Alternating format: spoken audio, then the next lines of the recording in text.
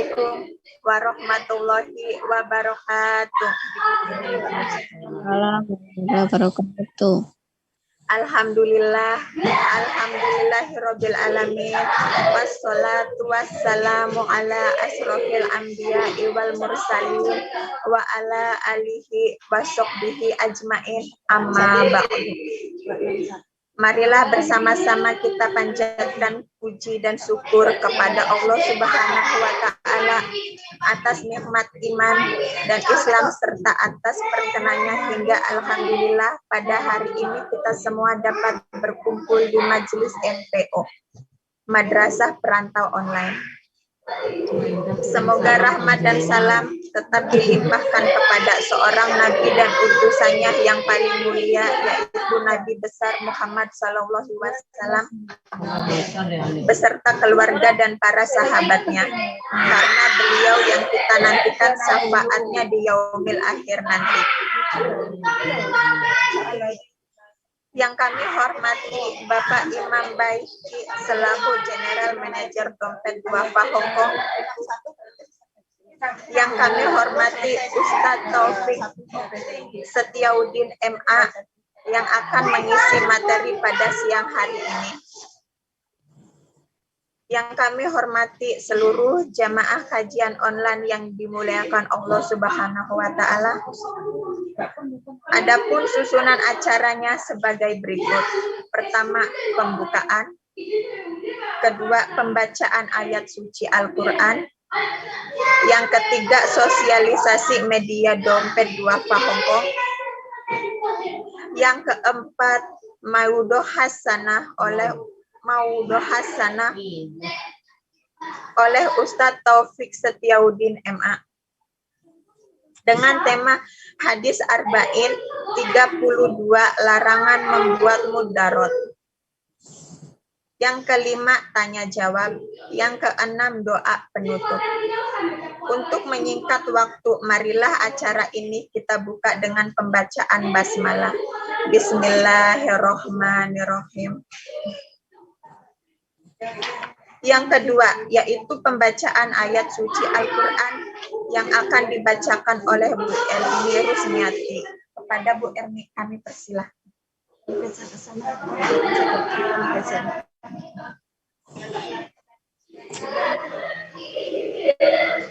Terima kasih pada MC yang telah memberikan waktunya pada saya.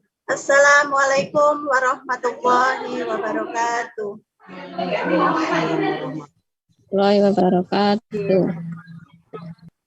A'udzu billahi minasyaitonir rajim. Bismillahirrahmanirrahim. Mathalul ladzina yunfiquna amwalahum fi sabilillah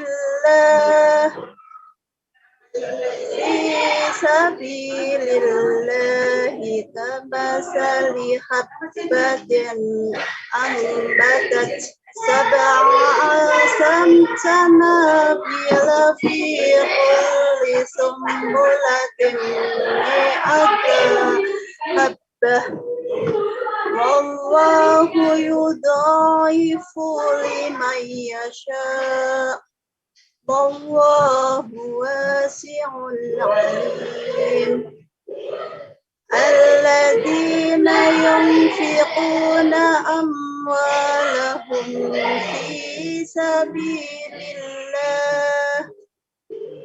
thumma la yutbi'una ma anfaqu mannan wala ada' lahum ajruhum 'inda rabbihim wala khawfun 'alaihim wala hum yahzanun.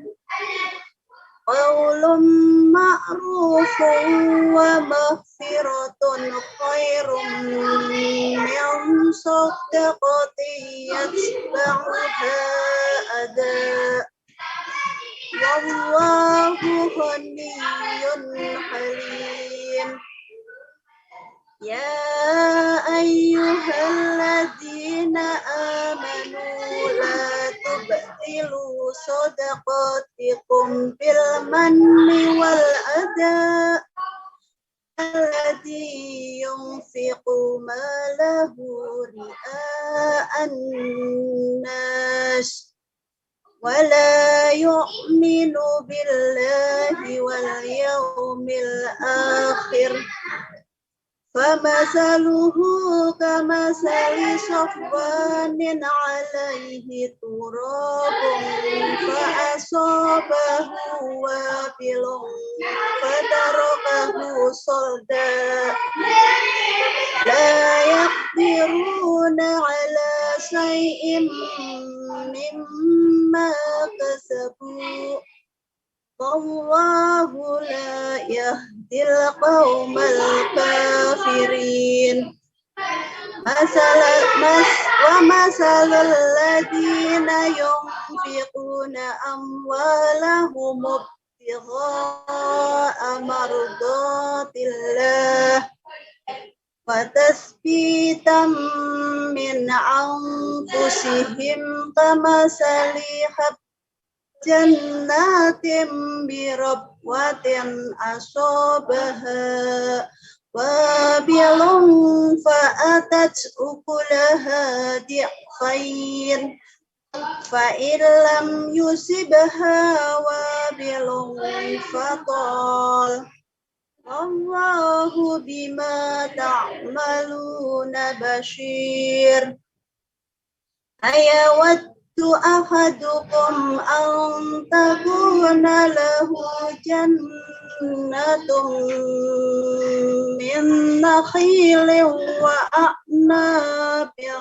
تجري من تحتها الأنهار له فيها من كل الثمرات وأصابه الكبر وله ذرية ضعفاء فأصابها إعصار فيه نار فاحترقت كذلك يبين الله لكم الآيات لعلكم تتفكرون Sadaqallahul azim. Assalamualaikum warahmatullahi wabarakatuh.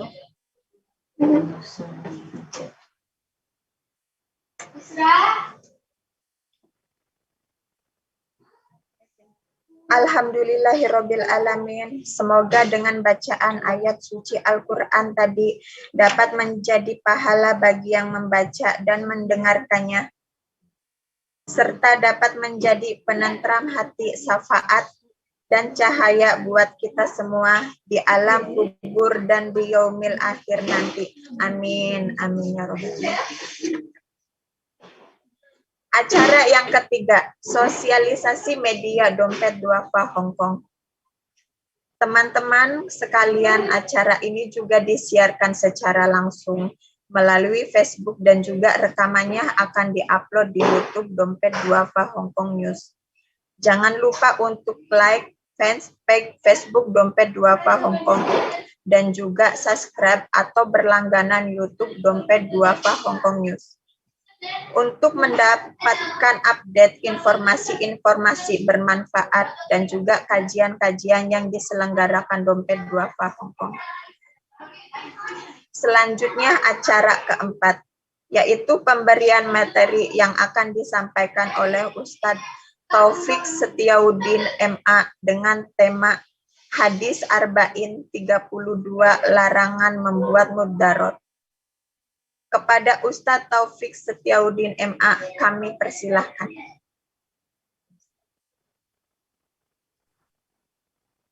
Baik. Bismillahirrahmanirrahim. Assalamualaikum warahmatullahi wabarakatuh.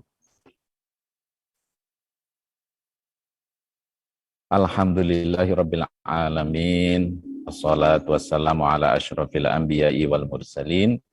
Sayyidina wa maulana Muhammadin wa ala alihi wa sahbihi ajma'in, amma ba'du. Ibu-ibu sekalian, atau di sini mungkin ada jamaah bapak-bapak, tapi mungkin hanya 1% barangkali. Alhamdulillah, kita selalu panjatkan puji dan syukur kita kepada Allah Subhanahu wa taala pada kesempatan hari ini. Kali ini merupakan pertemuan yang kedua di sesi madrasah perantau online yang saya isi. Waktu lalu saya isi bab tentang keimanan, iman kepada Allah Subhanahu wa taala. Alhamdulillah saya bisa kembali menjumpai ibu-ibu sekalian lewat sambungan jarak jauh ini. Dari media online ini kita lanjutkan taklimnya.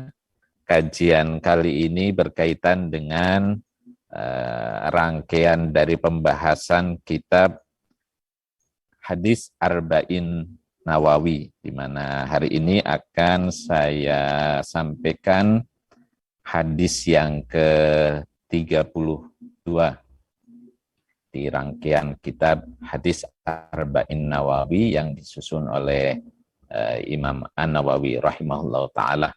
Kita mulai saja sambil kita doakan mudah-mudahan guru-guru kita yang masih ada maupun yang sudah tiada mendapatkan kucuran rahmat di alam barzakh sana, dan ilmu yang kita peroleh menjadi ilmu yang manfaat. Kita doakan pula orang tua kita yang ada maupun yang sudah tiada, mudah-mudahan dirahmati oleh Allah Subhanahu wa taala, dan kita semuanya selalu setia dengan kebaikan dan tetap bersemangat dalam semua kegiatan kita dengan pelindungan dan keberkahan yang selalu Allah turunkan untuk kita semuanya. Ala hadhihi niyah wa ala kulli niyatin shalihah ila hadratina Rasulullah sallallahu alaihi wasallam wa li masyayikhina wa li a'immatina wa li abaina wa ummahatina. Syai'ulillahil Al-Fatihah. A'udzu billahi minasy syaithanir rajim. Bismillahirrahmanirrahim. Alhamdulillahi rabbil alamin arrahmanir rahim maliki yaumiddin. Iyyaka na'budu wa iyyaka nasta'in. Ihdinas siratal mustaqim. Siratal ladzina an'amta 'alaihim ghairil maghdubi 'alaihim waladdallin. Amin. Bismillahirrahmanirrahim. Al-hadithu tsani wa tsalathun. Hadis yang ke-2 dan 30. Berarti hadis ke-32. Nafyud darari fil islami. Larangan kita berbuat kemadorotan dalam Islam. Saya bacakan terlebih dahulu hadisnya. An Abi Sa'idin Sa'd bin Sinan Al-Khudri radhiyallahu anhu,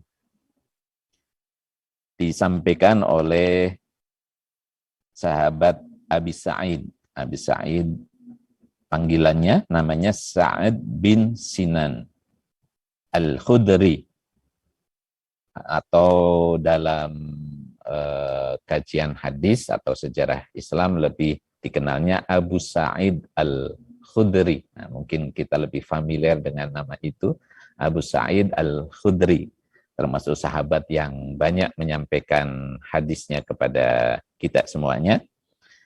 Radhiyallahu an, Abu Sa'id Al-Khudri radhiyallahu an. Anna Rasulullah sallallahu alaihi wasallam, bahwasanya Rasulullah sallallahu alaihi wasallam bersabda, la darara wa la dirara. Bunyi matan hadisnya yang disampaikan oleh Nabi, isinya kalimat yang kita bunyikan simple, pendek, karena ini hadisnya termasuk hadis yang pendek. Jadi hanya isinya 4 kata atau 5 ditambah dengan kata sambung sebenarnya. La dororo wa la diroro. Ini bunyi hadisnya, la dororo wa la diroro. Jadi Saya kira kita semua bisa hafalkan hadis ini. La dororo wala diroro. Ya, hadisnya pendek, mudah dihafal.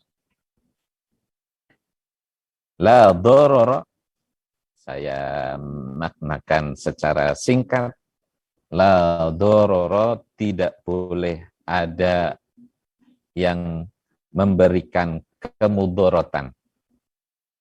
Wala diroro, dan tidak boleh pula ada orang yang terrugikan.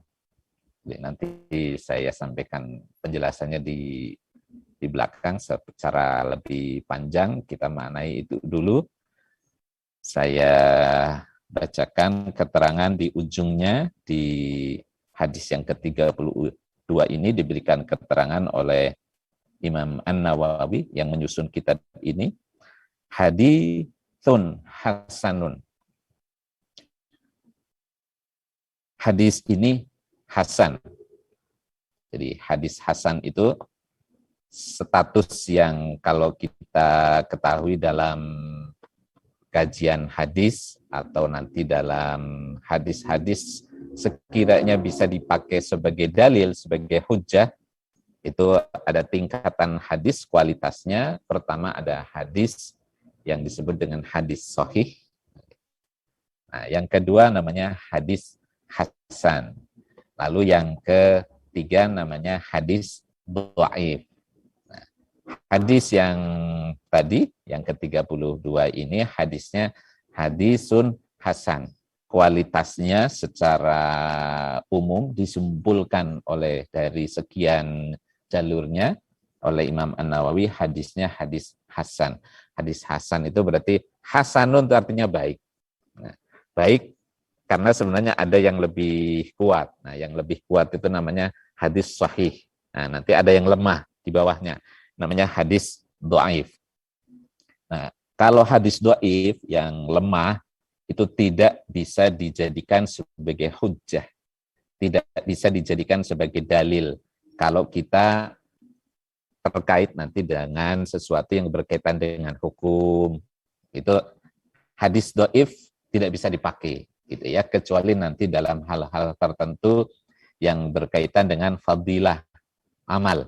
Jadi dorongan kita untuk berbuat kebaikan dengan pahalanya sekian, kebaikannya kita peroleh manfaatnya seperti ini itu biasanya ada sekian banyak hadis dhaif tetap dipakai oleh para ulama dalam hal untuk menggairahkan kita berbuat kebaikan. Gitu. Tapi kalau dalam hukum carilah hadis yang sahih. Sahih itu berarti sehat, cara bahasa kitanya kan. Sahih itu sehat, sah gitu. Jadi dia bisa dijadikan sebagai dalil, argumen, sebagai penguat kita untuk melakukan ibadah. Nah, di bawahnya ada hadis yang disebut dengan hasan, tengah-tengah. Nah, yang tengah-tengah ini bedanya apa dengan hadis sahih? Bedanya kalau hadis sahih itu memenuhi semua kriteria hadis yang bisa diterima, nah sedangkan hadis hasan itu ada satu saja kekurangannya. Dari mana? Dari tingkat kedobitan rawinya, tingkat kekuatan hafalan rawinya yang meriwayatkan hadis. Jadi ada satu saja yang meriwayatkan hadis itu hafalannya kurang bagus, kurang ini baru kurang gitu ya. Jadi apalagi kalau pelupa, nah kalau hadisnya pelupa itu kalau dalam hadis itu namanya hadis dhaif. Tapi kalau kurang saja, kurang cerdas, kurang daya ingatnya, itu sudah disebut hadis hasan gitu. Jadi boleh menurut para ulama hadis hasan itu dijadikan sebagai dalil, sebagai hujjah. Karena itu nanti saya akan sampaikan dua hal terkait dengan kita memaknai hadis ini. Nanti ada kaitannya dengan akhlak yang pertama, nanti yang kedua kaitannya dengan hukum. Karena hadis ini la dororo wa la diroro itu selain berkaitan pertama dengan akhlak, yang kedua dengan hukum, gitu ya, dengan fikih. Baik, saya lanjutkan di sini. hadisnya hadis hasan. Rawahu Ibnu Majah wa Daruqutni wa ghairuhuma musnadan. Hadis ini diriwayatkan oleh Imam Ibnu Majah dalam kitab beliau, wa Daruqutni dan Imam Ad-Daruqutni. Dua-duanya imam hadis yang meriwayatkan hadis yang di situ menyebutkan di dalamnya ada hadis yang tadi la darara wa la dirara wa ghairuhuma musnadan, dan di hadis yang lain yang tidak diriwayatkan oleh keduanya, oleh Imam Ibnu Majah dan Imam Ad-Daruqutni juga disebutkan. Jadi hadis ini kalau disandingkan itu ada banyak jalur. Wa rawahu Malik fil Muwatta mursalan. Nah, diriwayatkan juga oleh Imam Malik fil Muwatta pada kitab Al-Muwatta. Ada kitab hadis yang disusun, dipilih dulu, diseleksi hadis-hadisnya oleh Imam Malik bin Anas. Nah, nama kitabnya Al-Muwatta. Barangkali nanti dengar kitab hadis Al-Muwatta, itu isinya hadis yang sahih. Jadi menurut kajian madhab Maliki malah kitab hadis Muwatta itu di atas hadis-hadis yang lain. Gitu. Jadi karena isinya juga sudah diseleksi. Nah, hanya saja di sini mursalan. Hadisnya disampaikan, hadisnya mursal. Mursal itu ada satu orang di rangkaian perawi hadis itu tidak disebutkan. Itu namanya hadis mursal. Dihilangkan dalam penulisan, periwayatannya. Begitu. Padahal harusnya ada satu orang di situ yang ada, cuman tidak disebutkan di sanadnya. Jadi artinya dari guru-gurunya ada satu guru yang tidak tersebutkan, begitu. An Amr bin Yahya an abihi anin Nabi sallallahu alaihi wasallam. Nah, diriwayatkan itu dari Amr bin Yahya dari bapaknya, anin Nabi, dari Nabi Muhammad sallallahu alaihi wasallam. Fa asqata Abu Sa'id. Hanya saja di situ menggugurkan sahabat Abu Sa'id Al-Khudri. Padahal hadis ini semuanya pada tingkatan sahabat, yang menyampaikan itu ada seorang sahabat yang sama, Abu Sa'id Al-Khudri. Hanya di kitabnya Imam Malik Al-Muwatta itu nama Abu Sa'id Al-Khudri tidak disebutkan. Tetapi dalam kajian hadis, kalau yang mursal ini mursal sahabi, dari sahabat yang tidak disebutkan, secara umum dalam kajian hadis di riwayat-riwayat yang lain yang menyampaikannya adalah Abu Sa'id, maka dianggap bisa diterima. Makanya di sini hadisnya dianggap sebagai hadis yang hasan, baik untuk diambil sebagai hujjah bisa. Walahu turuqun yuqawwi ba'duha ba'dan. Dan hadis ini menurut Imam An-Nawawi turukun, ada beberapa thariqah, ada beberapa jalur periwayatan hadis. Jadi ada dari banyak jalur itu, jadi bukan hanya 3. Jadi kalau sudah lebih dari 3 itu kan jamak. Turukun itu artinya thariqah yang banyak, dari banyak jalur. Yuqawwi ba'duha ba'dan, di mana yang sebagian akan menguatkan sebagian yang lain. Bisa jadi dari satu hadis dianggapnya hadis dhaif, tapi karena diriwayatkan dari banyak jalur, jadi banyak syahidnya, banyak pendukung ini, maka hadisnya naik tingkatan. Jadi hadis yang hasan. Begitu. Ini sekilas tentang penerjemahan saja. Kita baru menerjemahkan hadis ini dari sisi di mana kita mengetahui apa yang disampaikan di runtutan kitab yang disusun oleh Imam An-Nawawi di bab yang ke-32 ini. Baik, ini kita lanjut ke bagaimana kita memahami matannya, karena ini berkaitan dengan, sekali lagi tadi dua hal utama yang diambil dari hadis ini. Sekali lagi hadis ini kalimatnya simpel sekali, tapi maknanya amat sangat dalam. Ya, jadi seringkali Nabi itu menyampaikan kalimat itu dengan sesuatu yang simple.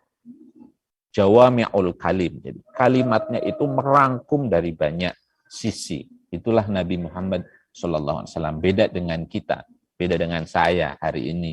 Para asatid kan menerangkan panjang lebar, karena memang daya tangkap kita juga beda kan. Hari ini kita dengerin ceramah, ngaji, 30 menit bahkan sampai 1 jam lebih gitu. Begitu kita ditanya, ini kesimpulannya apa Pak? Begitu kita pulang ngaji ditanya, isi ngajinya apa? Kita sudah susah untuk menjelaskan karena saking panjangnya begitu. Itu kita hari ini gitu ya. Makanya orang kalau hari ini meriwayatkan hadis itu mungkin hadisnya itu paling kenceng itu hadisnya hasan gitu.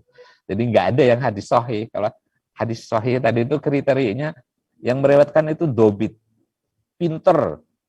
Pinter itu maksudnya begitu hadis itu kalimatnya diterima, langsung bisa dihafal, masuk ke dalam hati, dan begitu disampaikan itu sesuai dengan apa yang kita terima. Itu namanya dobit, jadi orang yang cerdas. Itu orang meriwayatkan hadis itu harus demikian. Nah, sekali lagi, hadis itu sering disampaikan oleh Nabi dengan kalimat yang sangat simpel begitu, tetapi maknanya dalam. Pertama, kalau kita ambil satu persatu tadi, la dororo, la itu no, tidak boleh, nggak boleh gitu ya, itu la.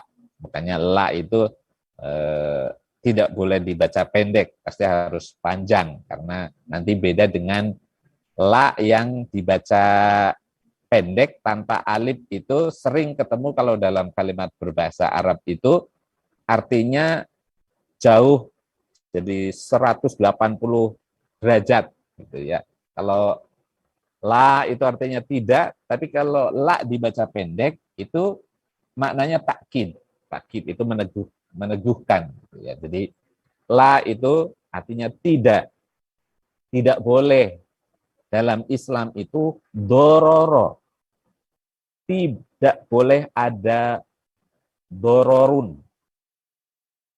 Doror itu ya madorot, ya sudah jadi bahasa kita ya. Mudorot, madorot. Itu alhamdulillah kita perbendaraan bahasa kita sudah banyak ya, dapat masukan asupan bahasa dari bahasa Arab. Mudorot itu kan sudah jadi bahasa kita. Dororo itu tidak boleh kita menimbulkan mudorot. Bahaya. Kalimat yang lawan katanya manfaat. Manfaat, kalau tidak manfaat, nah ada tengah-tengah memang tidak manfaat, tapi lawannya madorot. Nah, jadi la dororo, tidak boleh kita memberikan mudorot, membahayakan orang lain. Itu yang bisa kita pahami di sini. Tidak boleh ada orang yang membahayakan orang lain. Walau diroro, dan demikian. Jadi sebenarnya dua kata ini kan masih satu akar bahasa kan, masih sama-sama do, ro, sama ro. Hanya yang pertama la dororo, yang kedua walau diroro. Maknanya sama, larangan untuk membahayakan orang lain. Hanya pendekatannya sedikit berbeda. Yang satu disengaja, yang satu tidak disengaja. Begitu. Jadi bedanya dororon, la dororo, wala diroro. Memberikan madorot yang mungkin dia tidak merasakan, tapi bahwa itu memberi madorot bagi orang lain gitu. Tidak disengaja. Tapi ada kalanya diror. Diror itu sengaja. Sengaja dia berbuat sesuatu yang biasanya kaitannya dengan orang lain yang berbuat jelek kepada kita, kemudian kita membalas kejelekan itu sama orang lain. Nah, itu dalam hadis ini tidak boleh, gitu ya. Baik kita secara sengaja maupun tidak sengaja kita memberi kemadorotan, membuat orang lain menjadi bahaya, sama-sama dilarang dalam Islam. Ini kaitannya dengan pemahaman kita tentang hadis ini berkaitan dengan akhlak. Jadi akhlak yang diajarkan oleh Rasulullah SAW tidak boleh sama sekali kita memberi bahaya kepada orang lain. Contohnya kan banyak kita. Ya nggak ada alasan apa-apa kita nonjok orang, kita main pukul orang. Itu praktek langsungnya demikian. Itu berarti itu umah jelas gitu ya. Itu tidak boleh ada upaya kita, pekerjaan kita yang membuat orang lain jadi tidak nyaman, tidak enak. Nanti dalam bentuk dosa yang paling besar sampai dosa yang paling kecil yang berkaitan dengan orang, hakul adam gitu ya. Dari mulai memukul sampai memfitnah, membunuh orang sama sekali tidak diperbolehkan.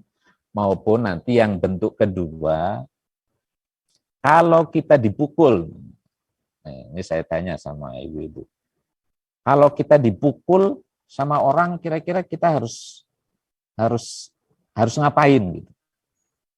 Coba. Kalau kita dipukul sama orang, apa kita balas mukul, apa bagaimana? Nah, kalau kita baca hadis ini, tidak boleh kita balas. Ini sifat yang utamanya Nabi, yang bukan hanya disampaikan oleh Nabi secara lisan, tapi akan dipraktekkan oleh Nabi. Ya, jadi ini pentingnya kita melihat Nabi itu sebagai suri tauladan begitu. Tidak hanya menyampaikan, tetapi sudah dipraktekkan oleh Nabi. Nabi berdakwah ditentang, bukan hanya ditentang, dicaci maki, diludahi. Apa Nabi balik mencaci maki, balik meludahi? Ternyata tidak. Itu pemaknaan yang tertinggi dari la dororo wa la diroro. Jadi termasuk kalaupun kita bisa membalas, Nabi bukan tidak bisa membalas, Nabi bisa membalas, tapi Nabi tidak membalas. Karena semuanya, ya disitulah kebijaksanaannya Rasulullah Sallallahu Alaihi Wasallam yang pada akhirnya membawa dakwahnya begitu diterima oleh masyarakat. Tapi sekali lagi, jadi akhlak yang paling mulia yang diajarkan oleh Nabi kita Muhammad Sallallahu Alaihi Wasallam, kalau dipukul kita sama orang lain, jangan balik mukul. Jadi bagaimana caranya? Kalau kita dipukul, ditonjok sama orang, kita boleh marah gitu. Tapi jangan balik mukul. Bagaimana berikutnya? Kita laporkan sama pihak yang berwenang gitu. Sama hakim, sama qadhi, sama penguasa wilayah setempat. Itu sebenarnya Islam mengajarkan demikian gitu ya. Jadi kalau kita mendapatkan perlakuan tidak baik dari orang lain, itu bukannya kita bales, itu ya. Itu sekali lagi akhlak yang tertingginya. Tapi kita kan kayaknya dicari yang seperti itu, dipukul pipi kanan ya, paling enggak kita akan bales kan gitu. Ya kalau standar kita orang awam boleh juga sih. Jadi kalau kita dipukul, kita balas mukul. Tetapi catatannya, kalau menurut kaidah Islam, tidak boleh kita membalas lebih dari yang kita terima. Begitu. Jadi kalau kita dipukul pipinya, ya paling banter kita mukul pipi dia. Tapi jangan udah kita balasnya pukul pipi kanan, pipi kiri, tendang. Nah itu yang tidak diperbolehkan. Jadi dalam Al-Quran juga disebutkan faman i'tada fa'tadu bimithli ma uqibtum bih. Dalam ayat yang berkaitan dengan kisos itu faman i'tada, barang siapa yang diberi sesuatu yang merupakan sesuatu yang tidak enak, jadi maka balaslah bimithli ma uqibtum. Tetapi catatannya tidak boleh kelewat batas. Gitu. Jadi ya seperti dia menyakiti. Barang siapa yang disakiti, maka balaslah seperti yang mana dia menyakiti kita. Jadi bimisli, itu artinya semisal gitu. Nggak boleh kayak kita, punten hari ini kadang kita kan di masyarakat terlalu ya memang kita tidak suka dengan kemaksiatan, dengan orang yang membahayakan orang lain, tapi jangan suka main hakim sendiri. Nah, apa bahasa kerennya apa itu?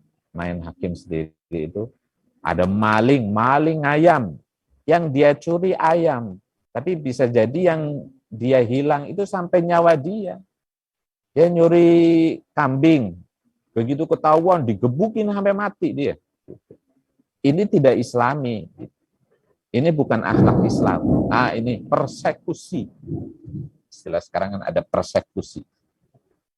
Orang membalas keburukan orang lain, tapi secara membabi buta, tidak melalui jalur yang disyariatkan. Nah, jalur syariat bagaimana? Kalau ada pelaku pencurian, ketangkep, serahkan ke pengadilan, ke hakim untuk memutuskan salah tidaknya dan seberapa nanti dia diberi hukuman. Jadi biarkan hakim, pengadilan yang memutuskan, bukan kita yang menghakimi. Nah, yang salahnya di masyarakat itu maling sendal di masjid, dipukuli, diantemin, nggak boleh.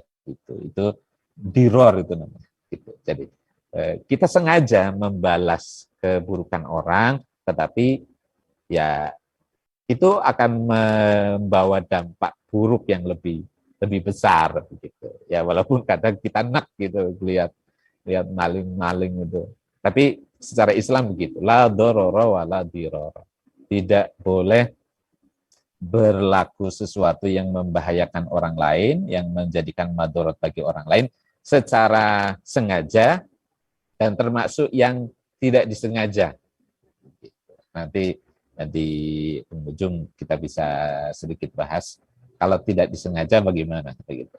Baik, ini sekali lagi tentang akhlak. Jadi akhlak kita itu tadi, kalau mau mulia, kita berbuatlah akhlak yang paling mulia, yang terbaik, memaafkan.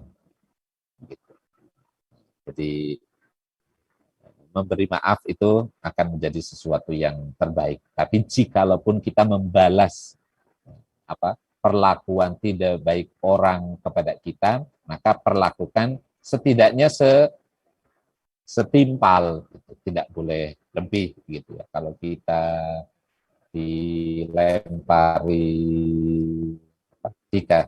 dikasih susu dibalas dengan tuba. Kalau susu ya dibalas dengan susu, tuba dibalas tuba, gitu. Jangan susu dibalas dengan air tuba kan, kebangetan gitu. Itu yang kita bisa maknai dari hadis ini sebagai pijakan kita dalam bersikap gitu ya. Karena hadis ini mencerminkan akhlak yang terbaik yang diajarkan oleh Nabi kita Muhammad SAW. Gitu. Nah, Ibu sekalian, yang kedua yang perlu saya sampaikan, hadis ini sebagian dimaknai oleh para ulama sebagai hadis yang berkaitan dengan fikih, hukum. Gitu ya. Jadi hadis ini hadis tentang hukum. Gitu ya. Jadi dalam kajian fikih, usul fikih, hukum, filsafat hukum. Nah, hadis ini dipakai betul karena ini sebenarnya prinsip dasar Islam yang akan mendasari banyak hal dalam praktek kita, dalam ibadah, dalam muamalah, berkaitan kita dengan sesama terutama. Dan sebenarnya juga kaitannya nanti dengan ibadah kita kepada Allah Subhanahu wa Ta'ala. Maaf kalau ini suaranya agak berisik. Ini saya posisinya ada di masjid yang terbuka di Pustitek Serpong, sedang turun hujan. Saya lanjutkan lagi, kira-kira 10 menit lagi sebelum nanti mungkin kita bisa lanjutkan dengan tanya jawab. Sesi kedua ini, di penjelasan kedua, saya sampaikan bahwa hadis la dororo wala diroro itu selain kaitannya dengan ketentuan dan petunjuk Nabi tentang akhlakul karimah, juga tentang fikih, di mana dari hadis ini sudah bisa digambarkan banyak hal yang kemudian dijabarkan oleh para ulama. Yang pertama, mudah-mudahan nanti tetap bisa dipahami. Yang pertama, karena Rasulullah sudah menegaskan tidak boleh ada sesuatu yang membuat madorot disengaja maupun tidak, tetapi ada satu hal yang tidak tergolongkan sebagaimana dipahami secara letter di hadis tadi ya. Ada pengecualian gitu ya. Selama itu kaitannya dengan kisos, dengan hukuman yang sudah ditentukan oleh syariat, itu tidak boleh dalam kerangka itu dipahami sebagai pengingkaran terhadap hadis itu, tidak. Sebagaimana mungkin sebagian ahli hukum pernah membahas tentang kisos gitu ya. Dalam Islam itu kan ada bahasan tentang kisos, yang membunuh kemudian ya dia harus menerima keputusan. Kalau dia membunuh dengan sengaja, betul-betul disengaja, maka dia dibalas sama. Atau kemudian nanti kalau kaitannya dengan kisos yang pembunuh tidak disengaja, ada hukumannya, ada had. Ya. Had yang sudah diatur agama itu kemudian tidak masuk dalam kategori ini gitu ya. Walaupun nanti akan berkaitan dengan bagaimana dia menerima keputusan hakim berdasarkan syariat Islam gitu ya. Seumpama hadnya kisos itu kaitannya dengan membunuh orang, dengan mencelakai orang, itu kan ada kisosnya. Kisos itu sudah ditentukan oleh syariat, tidak melanggar hadis yang tadi gitu ya. Demikian pula nanti kifarat atau had yang diberikan kepada orang-orang yang melakukan kesalahan gitu ya. Jadi dalam syariat itu tetap ada kan namanya kifarat, had yang sudah ditentukan, tidak akan dikaitkan dengan ini karena semua ketentuan itu pada dasarnya, nanti ini berkaitan dengan hal yang kedua, la taklifa fil islami bima fihi dharar. Ini yang kedua, mungkin lebih harus dipahami juga bahwa sesungguhnya dalam Islam itu tidak ada taklif. Taklif itu artinya membebani seseorang dengan satu kewajiban fihi dhararun, yang di situ ada sesuatu yang akan membawa kemafsadatan, yang akan membawa sesuatu yang membahayakan, membawa madorot. Gitu ya. Jadi tidak mungkin Islam itu menetapkan sesuatu yang membawa kemadorotan bagi manusia, tidak mungkin. Karena sudah jelas gitu. La yukallifullahu nafsan illa wus'aha. Allah tidak akan membebani seseorang illa wus'aha, kecuali dengan semampu dia. Pasti Allah Maha mengetahui tingkat kemampuan kita manusia. Umat Nabi Muhammad SAW beda dengan umat-umat dulu begitu ya. Qul amara rabbi bil qist, surat Al-A'raf ayat 29 juga disebutkan begitu. Pasti yang Allah tetapkan bagi kita itu untuk manfaat bagi kita gitu. Makanya kemudian ada larangan, ada perintah. Perintah itu pasti akan membawa kemanfaatan bagi kita, dan kebalikannya wala nahya amma fihi naf'un. Tidak mungkin ada larangan kalau di situ membawa manfaat. Jadi kalau kita husnudon kepada Allah Subhanahu wa taala, dan itu seharusnya sikap kita seorang mukmin gitu ya. Kalau ada dilarang, itu pasti madorot. Kalau diperintah, itu pasti mendapatkan kebaikan kitanya, manfaatnya akan sampai kepada kita. Hanya kita kadang sadar atau tidak sadar, nunggu sadarnya kita, kan gitu. Tetapi secara umum prinsipnya nggak mungkin yang haram itu kemudian membawa keenakan bagi kita. Dan kebalikannya gitu ya. Tidak mungkin yang baik kok dilarang. Kalau yang dilarang pasti tidak baik. Dan itu semua syariat kalau kita perincikan demikian. Kenapa homer itu haram? Kenapa zina itu haram? Kenapa membunuh itu haram? Kenapa mencuri itu haram? Nanti atau Pak ibu-ibu biasa nyanyi lagu dangdutnya dan Haji Romaira. Kenapa judi haram? Kenapa minum arak haram? Karena sebenarnya semuanya membawa madorot bagi kita. Begitu. Dalam jangka pendek maupun jangka panjang, disadari atau tidak nanti kita akan tahu kalau sudah paham, oh dilarang itu karena memang semuanya membawa madorot yang tadi.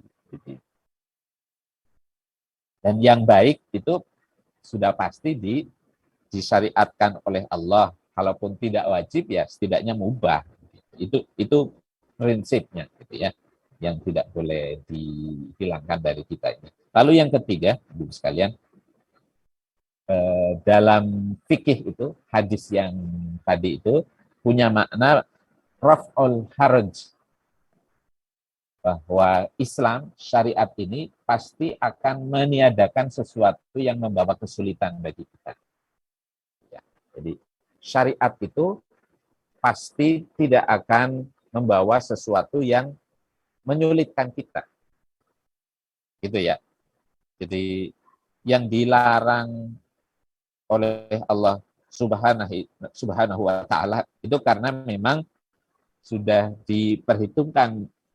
Menurut kita manusia kadang-kala perhitungannya belakangan, tapi Allah Subhanahu wa taala kan sudah menetapkan.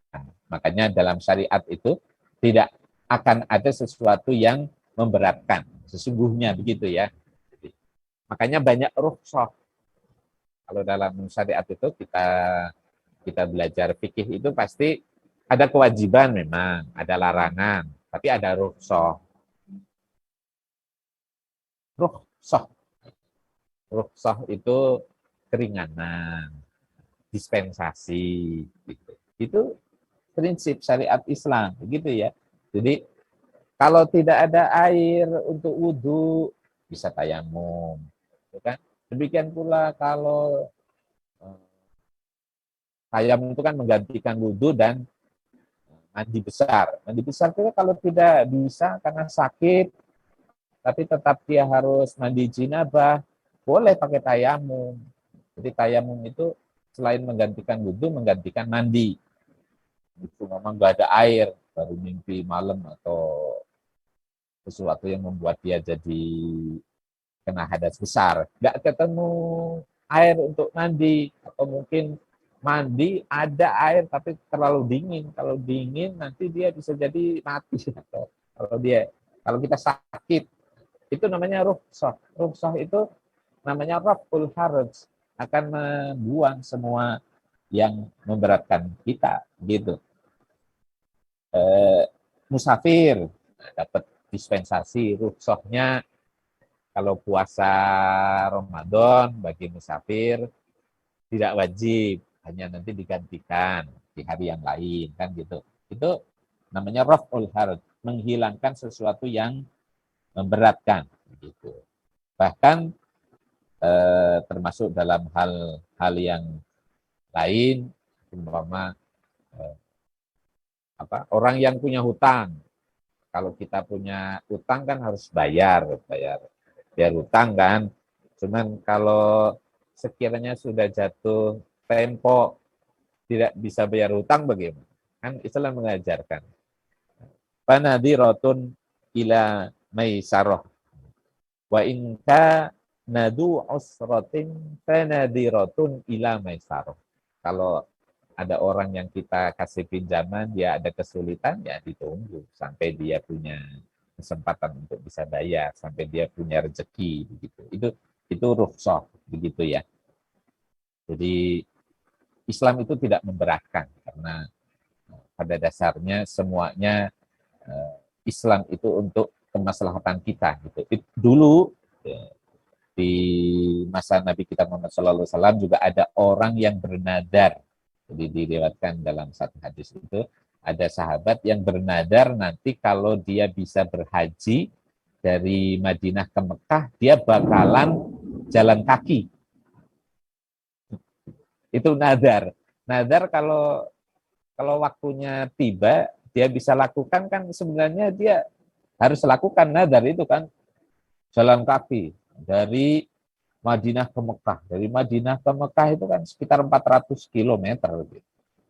400 kilometer itu kayak Jakarta ke Semarang. Gitu. Ya bisa gitu, tetapi kalau naik kendaraan kan akan jadi lebih cepat. Gitu. Kalau jalan kaki lama dan lebih memberatkan. Nah, sama Nabi diperintah dia, walaupun dia nadar, tetapi suruh dia menggugurkan nadarnya itu biar dia berangkat hajinya itu ke Mekahnya jangan jalan kaki tapi naik kuda atau naik onta yang kuat gitu. Jadi Nabi aja nyuruh begitu walaupun itu sudah dinadarkan. Nah, itu sesuatu yang ya sebenarnya kalau yang mubah kalau sudah dinadarkan atau yang sunnah dinadarkan itu kan jadinya wajib. Cuman prinsip agama jangan diberat-beratin begitu ya. Karena Islam itu sesungguhnya mudah. Karena pada dasarnya ad-dinu yusrun. Agama itu mudah, jadi jangan dipersulit oleh diri kitanya masing-masing gitu ya. Lalu yang terakhir yang tadi itu kita tidak sengaja membuat sesuatu yang sebenarnya akan membawa madorot bagi orang lain. Nah, ini yang mungkin perlu kiranya kita bijak gitu ya. Sesungguhnya juga tidak boleh. Ada banyak hal yang kalau kita lakukan itu akan membuat madorot bagi orang lain. Mungkin sadar atau tidak sadar, atau sebenarnya kita sadar, cuman kita main tidak peduli begitu, tidak peduli. Kayak seumpama nih, hari ini kita mau belanja. Jadi kalau mau belanja kan terserah kita yang punya uang kan, mau belanja di mana gitu. Cuman kalau kita belanjanya dengan cara yang berlebihan, membuat orang lain jadi tidak bisa membeli kebutuhan karena kita borong. Coba, ada nggak kira? Ada. Nah itu kelakuannya kartel juga begitu. Kalau kita praktekkan juga banyak mungkin. Penimbun. Orang yang nimbun barang karena dengan maksud agar nanti suatu saat orang akan mencari barang itu, kan nilainya jadi mahal kan? Nah itu masuk dalam larangan ini. La dororo wa la diroro. Jangan membuat orang lain jadi mendapatkan kesusahan, kesulitan karena apa yang kita lakukan. Walaupun yang kita lakukan awalnya benar. Kita punya uang, kita beli. Tapi kalau orang lain jadi tidak kebagian, semuanya diambil sama kita, yaitu nanti akan jadi baik diror. Nah, itu juga dilarang dalam Islam. Jadi menumpuk barang, walaupun itu duit kita, mau kita beli berapa kan terserah kita. Tapi dilarang karena membawa madorot bagi orang lain. Itu dalam transaksi bisnis. Atau mungkin dalam banyak hal bisa terjadi di masyarakat. Kayak kita seumpama punya rumah yang hari ini mungkin tidak kayak dulu. Kalau dulu kan punya rumah jaraknya sekian meter ke samping, ke depan, ke belakang kan. Jadi resapan air sumur itu masih normal. Hari ini ada orang mungkin karena pengen dia rumahnya persediaan air melimpah, dia sengaja pakai jet pump yang dalam, yang sekian puluh meter, biar nanti airnya lancar. Tetapi dia tidak mikir kalau di rumah sebelahnya itu sebenarnya nanti resapan airnya akan berkurang, stok airnya akan kesedot dari apa yang di rumah sebelah tadi itu. Yang mungkin dia sengaja atau tidak sengaja, itu akan membawa madharat bagi orang lain. Itu juga tidak diperbolehkan, tidak diperkenalkan dalam Islam. Karena apalagi kalau dia sengaja gitu ya. Dan dia sadar, maksudnya dia sadar kalau dia bikin sumur yang dalam-dalam itu nanti yang di sebelahnya akan kekurangan air begitu. Atau nanti di sawah, di pengairan sawah bisa jadi begitu. Harusnya yang lain juga kebagian air, mentang-mentang dia adanya di bagian yang lebih tinggi, airnya dia pakai lebih banyak atau bahkan diborong airnya biar yang lain tidak mendapatkan air begitu, tidak disirami air dari aliran itu juga sama, secara sengaja maupun tidak sengaja membuat sesuatu yang membawa kemudaratan bagi orang lain itu tidak diperbolehkan. Dalam banyak hal prakteknya banyak gitu, atau mungkin dalam ini kegiatan atau kita berumah tangga juga mungkin ada gitu. Madorot yang sesungguhnya itu madorot, tapi kalau disengaja nggak boleh, dilarang itu dalam Islam. Cuma haknya seorang suami istri itu kan mendapatkan perlakuan dari suaminya, dari istrinya, dan ada kewajiban kan, ada nafkah dohir, ada nafkah batin. Ini ada suami yang nggak nafkahin istrinya, ya mungkin nafkah dohirnya sudah, tapi nafkah batinnya kalau tidak ditunaikan juga itu akan membawa mador bagi istrinya. Ini yang mungkin agak dalam kehidupan rumah tangga sering terjadi itu, cekcok orang karena dalam rumah tangganya ada sesuatu yang kurang. Yang kurang itu salah satunya mungkin nafkah dohirnya, nafkah batinnya. Itu harusnya kan kalau dia berikan nafkah itu, dohir dan batin, akan jadi tentrem biasanya. Nah kalau tidak dikasih, nah itu sesungguhnya akan membawa madorot. Gitu. Jadi madorot itu ya menyakiti, menyengsarakan, itu kan sebenarnya madorot kan. Gitu. Itu juga tidak diperkenankan. Jadi semua yang dilakukan itu harusnya disesuaikan dengan porsinya masing-masing kan gitu. Itu jadi ada banyak hal yang bisa jadi awalnya baik, tetapi akan membawa dampak tidak baik pada orang lain. Jadi dampaknya panjang tadi itu. Itu yang kedua ini yang mungkin harus dipahami gitu. Kayak kita punya rumah, ya rumah kita beli sendiri, perabot kita sendiri, tapi nggak boleh kemudian kita bikin tetangga kita tidak nyaman kan gitu. Ya kalau nyaman tidak nyaman urusan beda pendapatan itu beda ya, walaupun mungkin ada orang syirik kan, bukan syirik dari bahasa keseharian kita, iri hati dengan apa yang menjadi rezeki kita itu mah lain urusannya. Tapi kalau kita main musik, nyetel radio, pengajian, kegedean, membuat tetangga tidak nyaman, itu juga sama dalam kacamata hadis ini tidak boleh. Itu namanya ya kita upayanya baik, kita ngaji, tujuannya ngaji gitu. Kita dengerin biar sambil nyuci, sambil masak kita sholawatan, kita dengerin ngaji gitu. Tapi kalau cara itu kemudian membuat tetangga kita di sebelah kita terganggu, ya tidak boleh gitu. Makanya semuanya harus diatur agar sedemikian rupa tadi itu tetap hadis ini bisa kita praktekkan dalam kehidupan kita. La dororo wala diroro. Tidak boleh ada orang yang mendapatkan kemudorotan, sesuatu yang tidak mengenakan bagi orang lain secara sengaja maupun tidak. Yang pertama yang jelas, yang tidak ada apa-apa kemudian kita berbuat sesuatu yang membahayakan orang lain, itu jelas. tidak diperbolehkan, sengaja maupun tidak sengaja. Yang kedua, kadangkala yang harus kita sikapi dengan bijaksana, ada sesuatu yang seringkali kita lakukan itu baik, tetapi membawa madharat bagi orang lain. Itu nanti dalam bahasa agama juga sering disebut itu makruh, gitu. Makanya ya makruh itu kadang diambil oleh para ulama tidak berdasarkan nas hadis atau Al-Quran, tapi karena dampaknya. Kayak makan pete.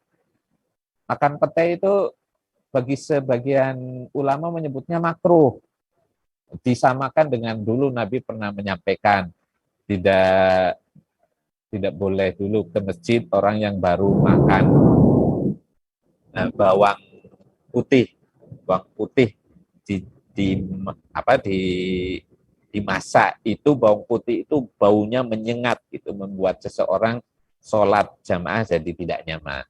Nah, itu menurut para ulama. Kemudian kan kalau kita ke masjid, ke tempat kita kumpul tapi kita masih bau badan, nah, bau badan itu makruh ya, walaupun membawa madharat tidak terlalu besar, tapi kan tetap saja ada efeknya, membuat orang lain jadi tidak nyaman. Kita ngobrol biasa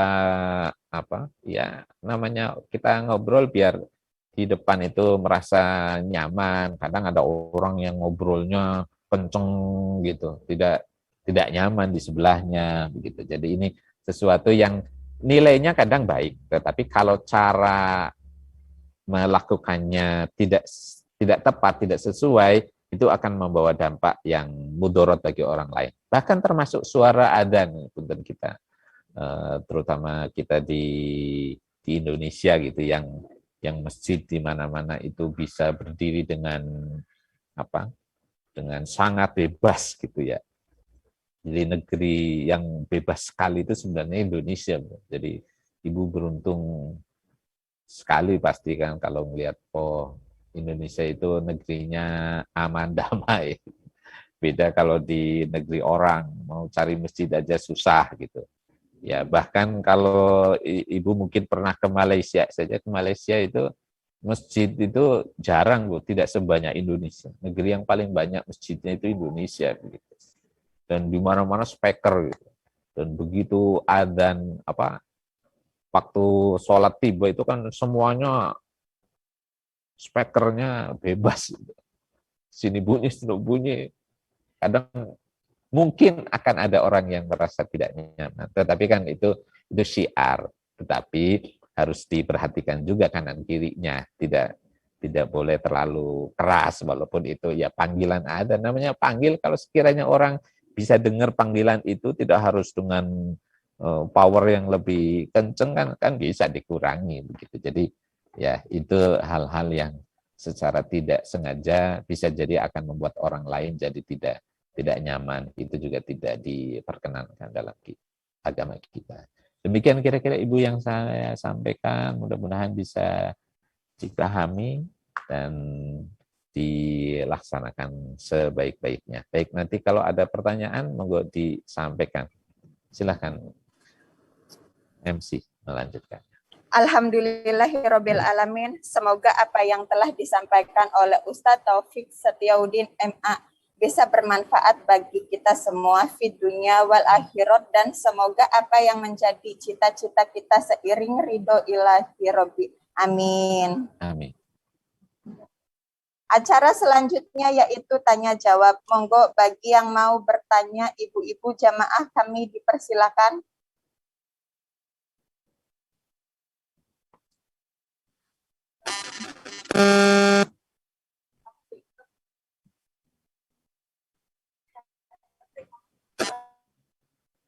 Kalau ada yang mau tanya silahkan Ibu, atau sudah paham semua? Saya Ustadz. Assalamualaikum warahmatullahi Waalaikumsalam wabarakatuh. Silakan Bu Nur. Maaf Ustadz, mungkin ini pertanyaannya cuma seputar yang ada di sekeliling saya. Mungkin walaupun tidak seperti pembahasan ya. Begini Ustadz, sekarang kan pandemi sudah hampir 2 tahun berlalu. Terus Ya, ya. karena sekolah juga apapun itu pakai media online. Ya. Nah, karena di tempat saya itu punya keponakan 2 dan sering beli pulsa gitu, jadi saya pasang wifi itu udah sekitar 1 tahunan, tapi masih sekitar 3 bulanan ini ada desas-desus dari tetangga karena katanya itu anak-anak kecil itu susah tidur kalau malam jam 10 itu baru pulang, kadang jam 11 karena nimbrung wifi punya rumah saya gitu. Terus yang jadi masalah itu menurut Ustadz bagaimana ya, karena sebenarnya kita bukannya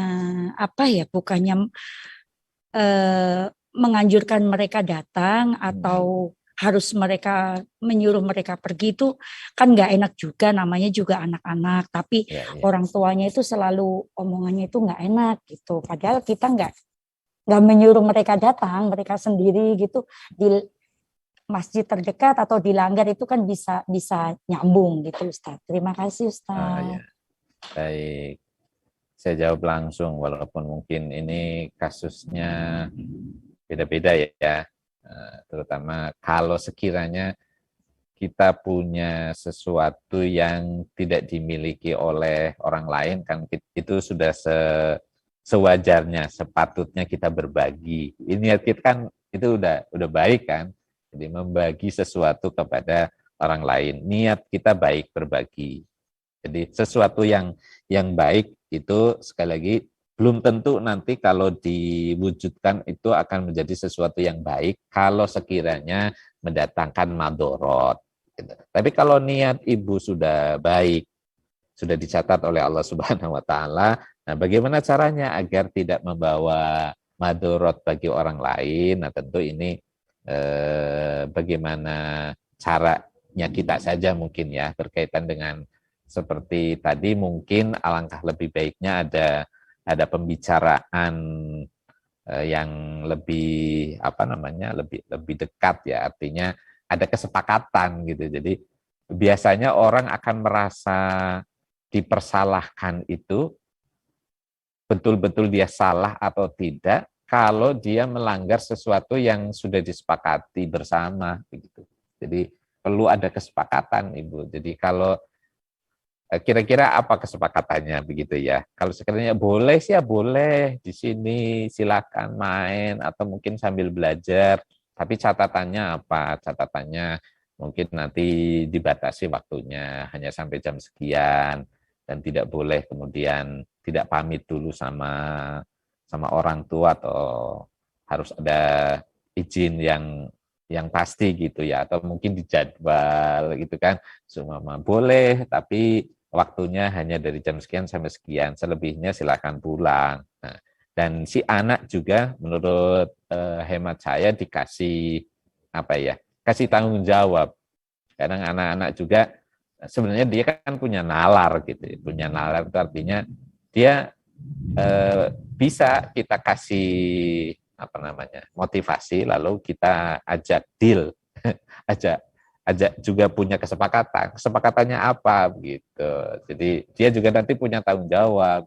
Jadi kalau sudah waktunya dia pulang, kalau sudah waktunya ganti kegiatan, dia harusnya juga punya agenda yang lain yang harusnya dikerjakan, jangan sampai ada yang ditinggalkan. Jadi mungkin prinsip yang harus diajarkan kepada anak-anak kita itu sebenarnya latihan bertanggung jawab, Ibu. Jadi ini saya kira penting ya. Jadi selain kita memberi fasilitas, ya kadang-kala fasilitas kalau terlalu enak juga nanti jadinya melenakkan gitu ya. Jadi apa istilahnya ngejorok lowor itu bahasa Indonesianya apa? Memanjakan anak itu juga tidak baik. Jadi anak yang sekiranya bisa diajak untuk membuat kesepakatan bersama, ajak untuk membicarakan kesepakatannya apa, biar dia juga ada tanggung jawab. Begitu. Jadi biasanya dia akan merasa, oh iya saya salah, oh saya kan masih punya waktu. Gitu. Jadi dilatih dari kecil sudah punya punya tanggung jawab, punya janji, punya sesuatu yang sudah jadi komitmen. Nah, itu kan membentuk jiwa anak yang punya komitmen yang baik. Itu nanti jadi terlatih untuk bisa lebih istiqomah gitu. Begitu kira-kira Bu Nur yang saya bisa jawab. Ya, terima kasih Ustaz. Ya, sama-sama Bu.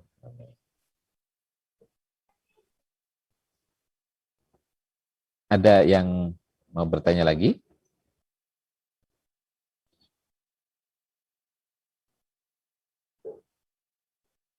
Apa sekiranya sudah semua tergambarkan, apa yang saya sampaikan bisa dipahami, dan bagaimana saya kembalikan saja ke MC, saya tutup sampai di sini atau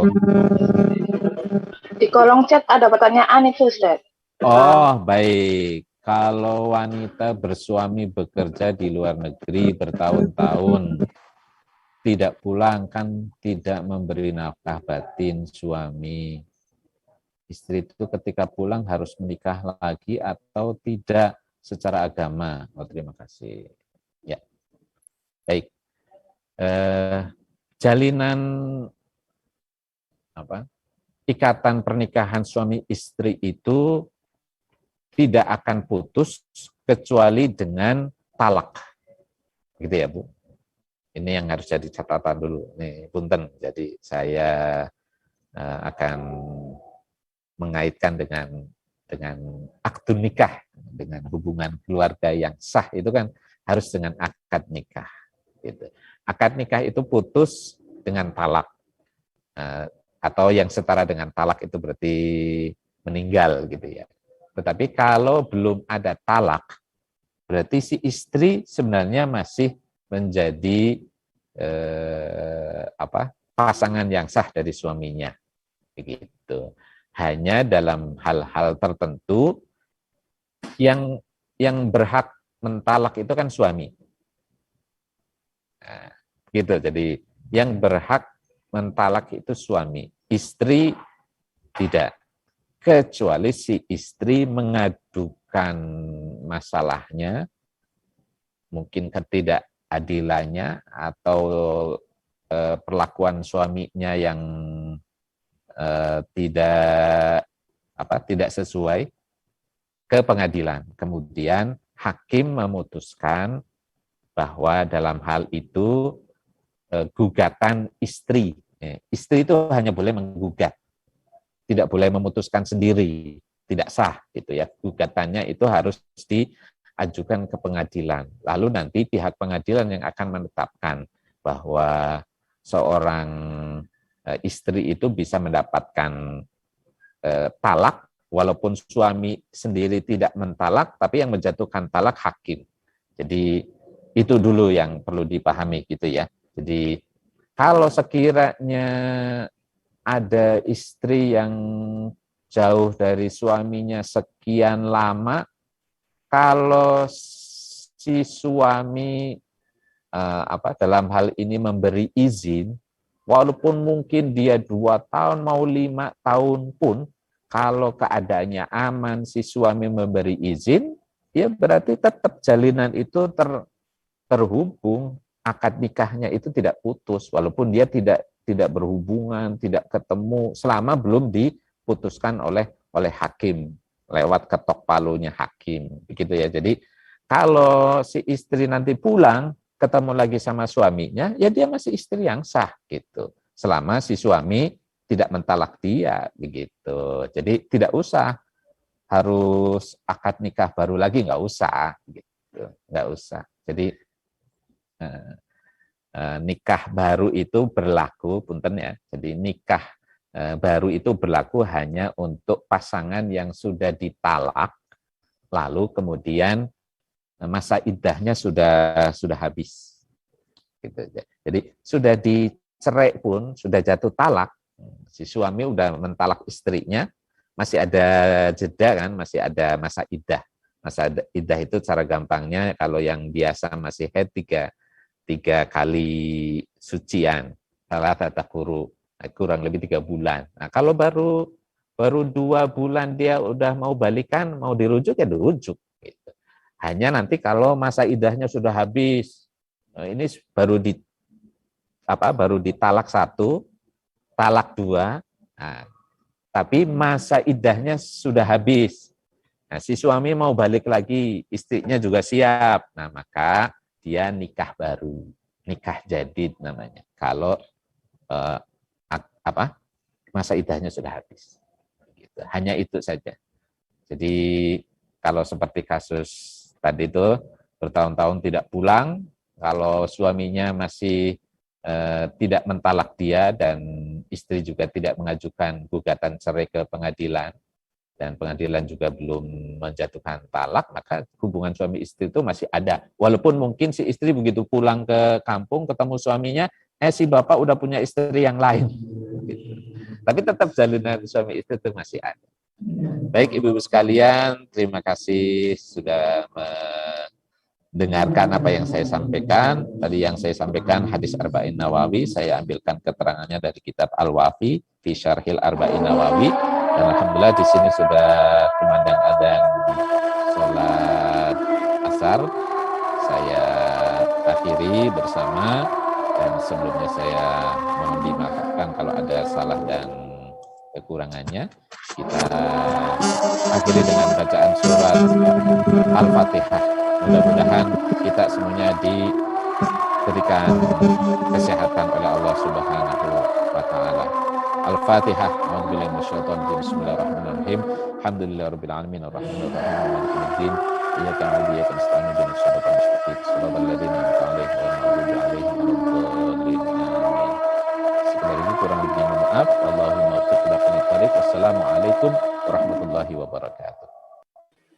Waalaikumsalam warahmatullahi wabarakatuh. Warahmatullahi wabarakatuh.